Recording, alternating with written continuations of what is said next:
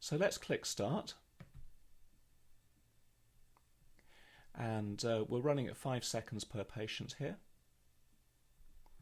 Here are some additions to the list coming in there. And just ignore this area down here for the moment.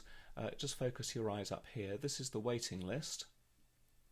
And these are all the patients who are still on the waiting list, and they're sorted in order of when they were added to the waiting list. So these patients are the most recently added. They were added this week, the week beginning the 15th of June 2013. And these 4 patients here, these are the longest waiting patients on the list. They've waited for 8 weeks, and they were added the week beginning the 20th of May 2013. Urgent patients are in red, and routine patients are in the cool colours and have an R on them. The urgent patients have a number on them, and the number tells you how urgent each urgent patient is. So a 2-week urgent may be a cancer patient who has to be treated within 2 weeks. That rather dramatic event that's happening at the moment, I'll explain the next time it happens.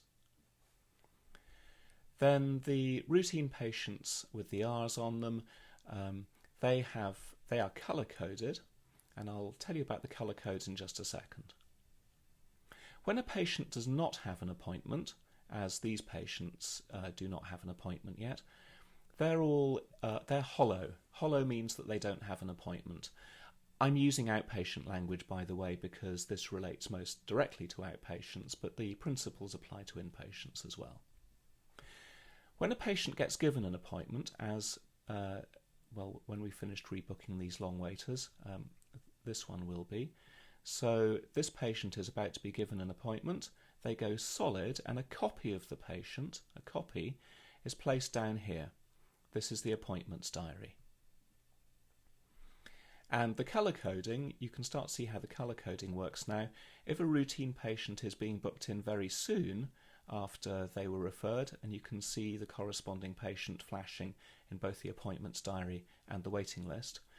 If they're waiting a very short time, they're kind of a yellow colour. If they're waiting a reasonably short time, then they're a green colour. And if they're waiting longer than what we call the ideal maximum wait, which is how long all routines would wait if it was exactly first come, first served with no disruption. If they're waiting longer than the ideal wait, then they're a purple colour, and if they're waiting a really long time, they go sort of a pusey pinky colour. This is, now we're holding the clinic. All the patients who are booked in the current week have had their appointments, and the corresponding copy of the patient has fallen off the waiting list as well. Time moves forward into the next week, and a load of new referrals come in from the GPs. These are some patients being removed without being treated, and now we book the patients.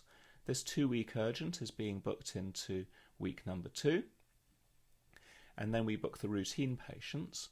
Routine patients have access to only these blue slots. The blue slots are set aside for routine patients, new routines, and the pink slots are set aside for urgents.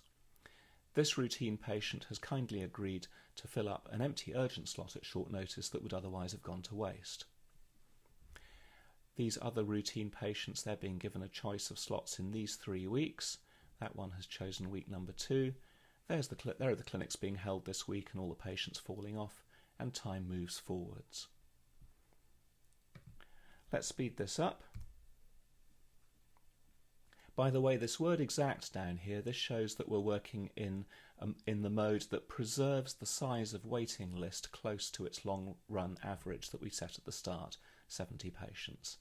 It will vary up and down, but the long run average will remain 70.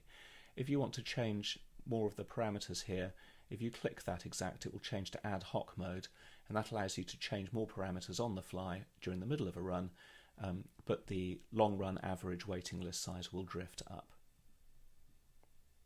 So we can run this really fast, and you can see that the shape of the waiting list remains a reasonably well-behaved shape of list, with the waiting times trotting along at about 8 or 9 weeks. And that happens regardless of whether we have a crisis where all the urgent slots are full and we're having to cancel routine patients to make way for urgents, which is happening now. or whether we have the situation we saw earlier where we have slots at risk of going to waste and we're asking routines to come in at short notice to fill them up.